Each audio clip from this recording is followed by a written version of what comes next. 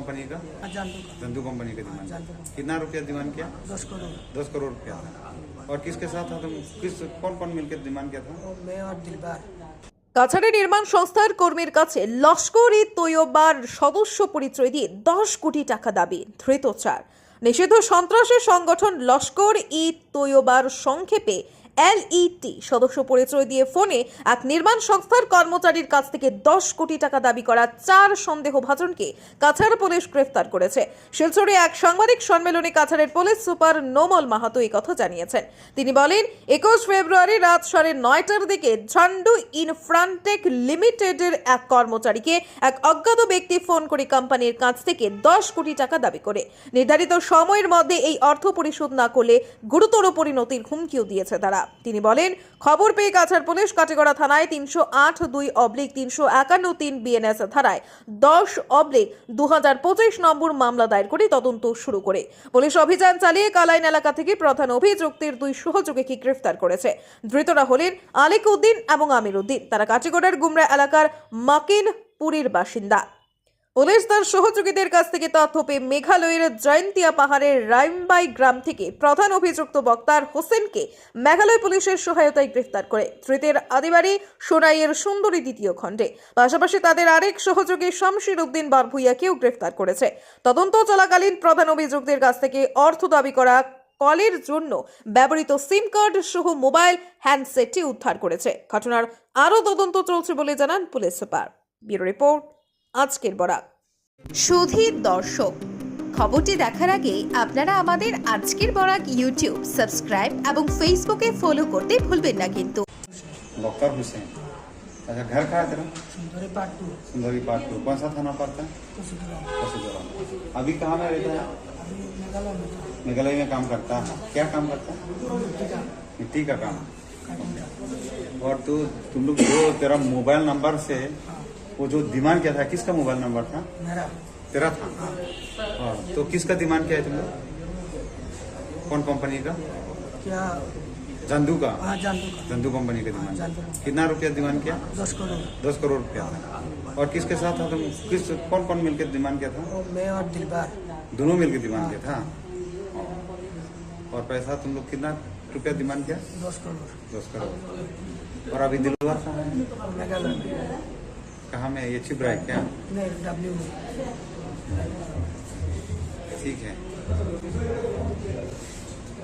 যোৱা 21 তাৰিখে মানে 21 ফেব্ৰুৱাৰীত ইয়াতে নেশ্যনেল হাইৱে 4 লেনিঙত নিয়োজিত এটা ব্যক্তিগত কোম্পানী তাৰে এজন মেনেজাৰলৈ এটা ফোন কল আহে আৰু ফোন কলাৰ যিজন কলাৰ আছিলে তেওঁ নিজকে আন্তঃৰাষ্ট্ৰীয় সন্ত্ৰাসবাদী সংগঠন লস্কৰ ই তৈয়বাৰ সদস্য বুলি তেওঁ নিজকে পৰিচয় দিয়ে আৰু পৰিচয় দি তেওঁ 10 কোটি টকা তেওঁলোকে দাবী কৰে আৰু 10 কোটি টকা তেওঁলোকক যদি দুদিনৰ ভিতৰত দিব পৰা নাযায় তেতিয়াহ'লে তেওঁলোকে কৈছে যে কোম্পানীটোৰে তাৰ ফল ভুগিব লাগিব। এই ধৰণে ধমকি দি তাৰপিছত তেওঁলোকে লগে লগে যেতিয়া সেই ব্যক্তিগত কোম্পানীৰ পৰিচালকজনে আমাক জনায়, লগে লগে আমি এই সংক্ৰান্তত আমাৰ তদন্ত আৰম্ভ কৰোঁ। কাটিগড়া থানাত এটা কেছ ৰেজিষ্টাৰ কৰোঁ আৰু কৰি তদন্ত আৰম্ভ কৰোঁ। আৰু তদন্ত কালত সেইদিনাখন ৰাতিয়ে আমি 2জন ব্যক্তিক আমি এৰেষ্ট কৰোঁ। দুজন ব্যক্তি আমি কালাইন অঞ্চলৰ পৰা আমি এৰেষ্ট কৰিছোঁ। তাৰে এজনৰ নাম হ'ল মহম্মদ আলিক উদ্দিন, 25 বছৰ, আৰু দ্বিতীয়জনৰ নাম হ'ল আজিৰ উদ্দিন এলিয়াছ আমিৰ উদ্দিন, চন অফ আব্দুল গফৰ। দুইজনৰ ঘৰ গুমৰাহৰ মাকেনপুৰ খেলমা পাৰ্ট 1 অঞ্চলত। দুইজনকে আমি এৰেষ্ট কৰোঁ আৰু এৰেষ্ট কৰাৰ পাছত যেতিয়া আমি তেওঁলোকক জোৰ তদন্ত চলাওঁ আৰু ইণ্টাৰগেশ্যন কৰোঁ, সেই কালত আৰু তাৰ লগতে আমাৰ যি টেকনিকেল এনালাইচিছ আছে, টেকনিকেল এনালাইচিছ কৰাৰ পাছত আমি 2জন ব্যক্তিক, যিজন প্ৰধান অভিযুক্ত ইয়াৰ আৰু যিজনে ফোন কল কৰি ৰেনচম ডিমাণ্ড কৰিছিলে, তেওঁৰ নাম হ'ল Bakhtar Hussain, son of Tasir Ali, Sundari part 2, কচুদৰম। এই ব্যক্তিজনক আমি ইষ্ট জয়ন্তীয়া হিলছৰ মেঘালয়ত ৰিমভাই গাঁও এখনৰ পৰা আমি তেওঁক এৰেষ্ট কৰিবলৈ সক্ষম হ'লোঁ। আৰু তেওঁৰ লগতে আৰু এজন সহযোগী আছিলে, তেওঁৰ নাম হ'ল শামছিৰ উদ্দিন বৰভূঞা। তেওঁৰ ঘৰ হ'ল কাটিগড়া, লেবাৰপুটা পাৰ্ট 2 কাটিগড়া। তেওঁৰ লগতে আমি তেওঁক এৰেষ্ট কৰিছোঁ। আৰু এই সংক্ৰান্তে আমাক ইষ্ট জয়ন্তীয়া হিলছৰ মেঘালয় আৰক্ষীয়ে আমাক বহুত সহায় কৰিলে আৰু 2জন ব্যক্তিক আমি এৰেষ্ট কৰিলোঁ। আৰু মূল অভিযুক্ত যিজন বক্তিয়াৰ হুছেইন, তেওঁক এৰেষ্ট কৰাৰ ৰেনচম কল আহিছিলে, যে তেওঁ ধন দাবী কৰিছিলে। সেই ধন দাবী কৰা মোবাইল আৰু চিম কাৰ্ডো আমি উদ্ধাৰ কৰিবলৈ সক্ষম হৈছোঁ। আৰু বৰ্তমানলৈকে এই যিটো ঘটনা, এই ঘটনাতে এৰেষ্ট কৰিছোঁ আৰু 4জন ব্যক্তিক আমি মাননীয় আদালতলৈ আমি প্ৰেৰণ কৰিছোঁ। আৰু তাৰ লগতে ইয়াৰ লগত সম্পৰ্ক থকা 2-এজন ব্যক্তি ৰাজ্যৰ বাহিৰত আছে, তেওঁলোককে আমি শীঘ্ৰে কৰায়ত্ব কৰিব পাৰিম বুলি আমি আশা কৰিছোঁ। আৰু আমি সোনকালেই এই সংক্ৰান্তে এই যিটো মোকৰ্দমা আমি ৰুজু কৰিছোঁ, মোকৰ্দমাৰ যি আমি চূড়ান্ত প্ৰতি পাই তাৰ কাৰণে আমি চেষ্টা কৰিছোঁ।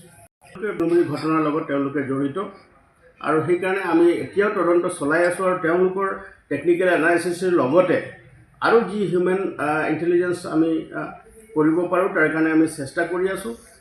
তেওঁলোকৰ যদি আমি কোনো ধৰণৰ তথ্য আমি লাভ কৰোঁ এই সংক্ৰান্তে, আৰু তেওঁলোকৰ ওপৰতে মানে কঠোৰতম আইনগত ব্যৱস্থা আমি ল'ম। আৰু সদ্যহতে আমি এইটো ক'ব পাৰোঁ যে প্ৰাৰম্ভিক তদন্তত আমি তেওঁলোকক তেওঁ ভুৱা সংগঠনৰ নামত ভুৱা ধন দাবী কৰা কেইজনমান ব্যক্তি হিচাপে আমি তেওঁলোকক পাইছোঁ আৰু তেওঁলোকক আমি ইতিমধ্যে এৰেষ্ট কৰিছোঁ। আৰু ইয়াৰ লগত সম্পৰ্কিত থকা 2-এজন ব্যক্তি আছে যি ৰাজ্যৰ বাহিৰত আছে, তেওঁলোকক শীঘ্ৰে আমি কৰায়ত্ব কৰি তেওঁলোকৰ বিৰুদ্ধে কঠোৰতম আইনগত ব্যৱস্থা ল'বৰ কাৰণে আমি তৎপৰ হৈ আছোঁ।